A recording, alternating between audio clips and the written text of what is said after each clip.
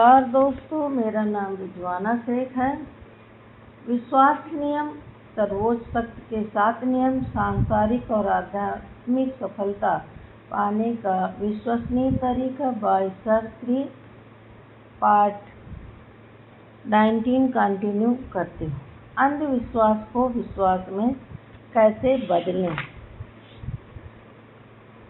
7 प्रकार के विश्वास बेशक बेहद बेहतर। 7 प्रकार के मूलभूत विश्वास इंसान के जीवन की नींव मजबूत करते हैं। इनमें से यदि एक की भी कमी हो तो इंसान का जीवन अपूर्ण रह जाता। आइए इन्हें जानें। नंबर 1, स्वयं पर विश्वास। एक कहावत आपने सुनी होगी, अगर आप में आत्मविश्वास है तो 50% जीत आपकी वही हो जाती है और अगर आत्मविश्वास की कमी है तो आप आधी लड़ाई बिना लड़े ही हार जाते हैं। आज के स्पर्धात्मक युग में सफलता पाने के लिए सभी आत्मविश्वास का महत्व जानते हैं, मगर उसकी सच्ची परिभाषा और इसे कैसे बढ़ाया जाए का प्रशिक्षण बहुत कम लोगों को होता है। आत्मविश्वास जीवन का एक ऐसा आयाम है जिसके आधार पर हर संभव काम संभव हो सकता है। विश्वास का हर रहस्य जाना जा सकता है और उसका अपने विकास के लिए इस्तेमाल किया जा सकता है, बशर्ते आप इसकी सही परिभाषा से परिचित हों। आत्मविश्वास का मतलब केवल स्वयं पर विश्वास से बिल्कुल भी नहीं है, क्योंकि अपने आप पर ज़्यादा विश्वास भी एक तरह का अंधविश्वास ही है।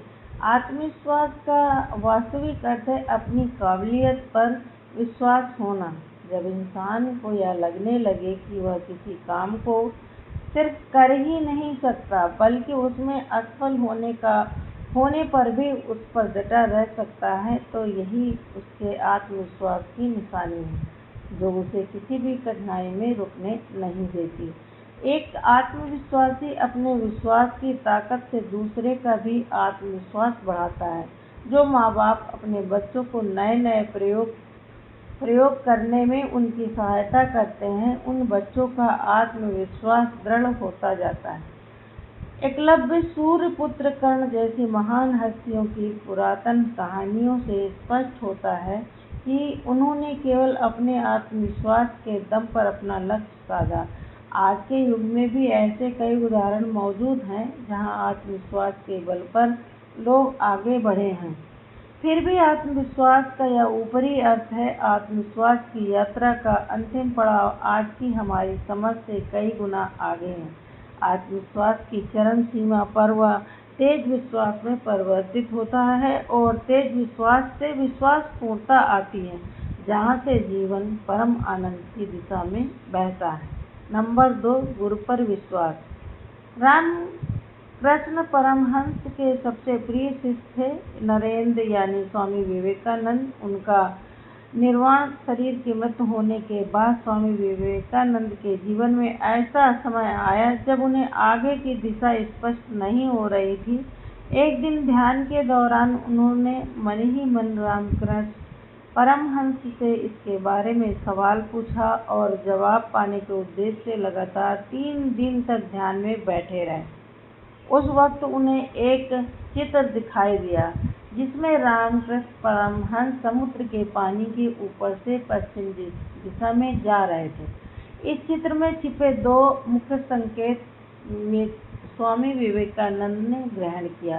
पहला पश्चिम दिशा में जाना और दूसरा पानी के ऊपर से जाना। दोनों संकेतों को मिलाकर उन्होंने यह तय किया कि वे समुद्री जहाज से यात्रा करके पश्चिमी राष्ट्रों में उनके गुरु द्वारा मिले ज्ञान का प्रचार करेंगे। इसके लिए उन्होंने अमेरिका में चल रही सर्वधर्म परिषद को उचित माध्यम समझते हुए वहां जाने का निर्णय लिया।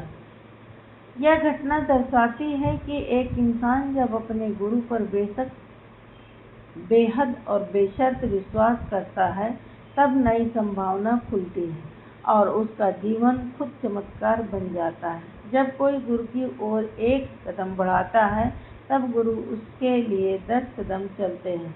इतिहास के पन्ने पलटकर देखें तो आपको ज्ञात होगा कि भारतवर्ष में ऐसे अनेक शिष्य हुए हैं जिनके अटूट विश्वास के आध्यात्मिक जगत में क्रांति लाई। संत मीरा, सुदामा, भक्त प्रहलाद, संत ज्ञानेश्वर, गुरु अंगद, संत एकनाथ, संत नामदेव, समर्थ रामदास, संत मुक्ताबाई, संत कबीर, ऐसे अनगिनत उदाहरण हैं जो आज भी सत्य के खोजियों के लिए आदर्श हैं, उनके विश्वास की नींव है।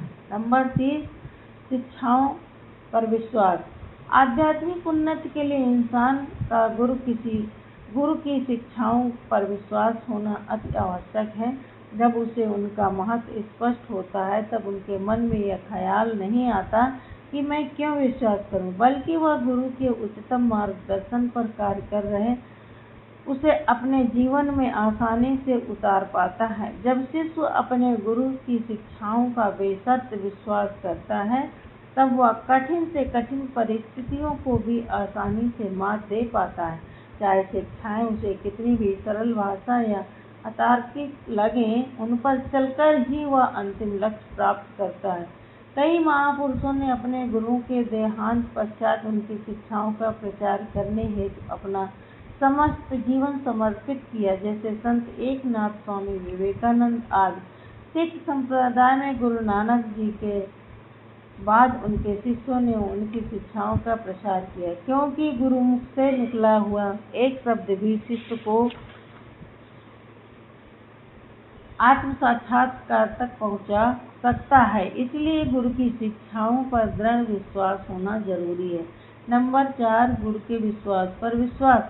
आपको लगेगा यह कैसा विश्वास है, मगर हकीकत में यह विश्वास का विश्वास है। जब पूरे ब्रह्मांड की रचना हुई तब उसके साथ प्रकट हुआ। विश्वास है केवल गुरु ही शिष्य की आध्यात्मिक उन्नति पर विश्वास रखकर उसे मार्गदर्शन दे सकते हैं।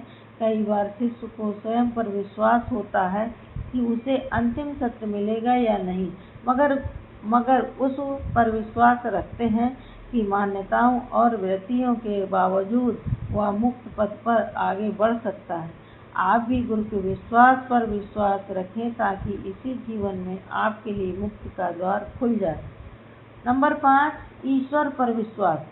इंसान ईश्वर को मानता है पर यह जरूरी नहीं कि वह उस पर पूरी तरह विश्वास करता हो। कई बार वह अपने जीवन में होने वाली अच्छी बुरी घटनाओं, लाभ हानि को सामने रखकर ईश्वरीय विश्वास को कम ज्यादा करते रहता है। यदि वह पूरी निष्ठा के साथ ईश्वर पर विश्वास रखे तो हर घटना को स्वीकार कर निश्चिंत जीवन जी सकता है। एक दंपति छोटे जहाज पर समुद्री यात्रा कर रहे थे, तभी तूफान आया और जहाज डगमगाने लगा। यह देखकर पत्नी डर गई, पर पति बिल्कुल शांत थे। उन्हें इतना निश्चिंत देख पत्नी ने पूछा, आपको डर नहीं लगता? जवाब में पति ने अपनी तलवार निकाली और पत्नी की गर्दन पर रख दी। पत्नी मुस्कुरा दी। पति ने पूछा, क्यों, तुम्हें डर नहीं लगा? तब पत्नी ने कहा, आप मुझे बहुत प्यार करते हैं, मेरा भला चाहते हैं, आप मुझे नुकसान क्यों पहुंचाएंगे? इस पर पति ने कहा, ईश्वर हमारा परम पिता है जो सबका भला ही चाहता है, कभी किसी का अहित नहीं चाहता, इसलिए मैं निश्चिंत और निर्भय हूँ। जैसन पत्नी को समझ में आया कि उसके पति का विश्वास ईश्वर पर अडिग है और वह उनकी रक्षा करेगा। यदि हमारा विश्वास ही ईश्वर के प्रति अटल है तो यही हमारे जीवन की सबसे बड़ी पूंजी है। नंबर 6, ईश्वर के विश्वास पर विश्वास। इंसान के लिए ईश्वर का विश्वास कहता है आत्मस्वरूप मोक्ष पाना सभी का जन्म सिद्ध अधिकार है, मगर बहुत कम लोग इस बात पर यकीन कर पाते हैं। उनमें से कुछ ही लोग अपने जीवन का उद्देश्य समझकर उस पर कार्य कर पाते हैं। सभी धार्मिक पुस्तकों में अलग अलग शब्दों में इसका जिक्र किया गया है, किंतु इंसान उन्हें पुस्तकी बातें समझकर छोड़ देता है तथा सिकुड़न भरा जीवन जीता है। मेरे लिए ईश्वर का विश्वास क्या है, या जब इंसान अपने अनुभव से जानेगा तब उसके आत्मविश्वास का रूपांतरण होगा। उसके मंद और बंद मन की खिड़कियां खुलेंगी, जिससे उसके जीवन में चमत्कारों का सिलसिला शुरू होगा। अब तक सभी तरह के विश्वास जानने के बाद आपको फैसला करना है कि आप अपना विश्वास किस तरह प्रकट करेंगे। एक बच्चा जब अपने माता पिता को हर परिस्थिति में विश्वास के साथ जीते हुए देखता है, तब उसके अंदर भी विश्वास निर्माण होता है। इसके विरुद्ध जब माता पिता घटनाओं में डर जाते हैं, गुस्सा या अपराध बोध का शिकार होते हैं, तब उनके बच्चे भी अविश्वास की राह पर चल पड़ते हैं। अतः विश्वास की नींव रखना केवल आपके लिए ही नहीं बल्कि आने वाली पीढ़ी के लिए भी आवश्यक है। इस बोध के साथ ईश्वर की इच्छा पर विश्वास रखना आरंभ कर दें। नंबर 7, ईश्वर की इच्छा पर विश्वास।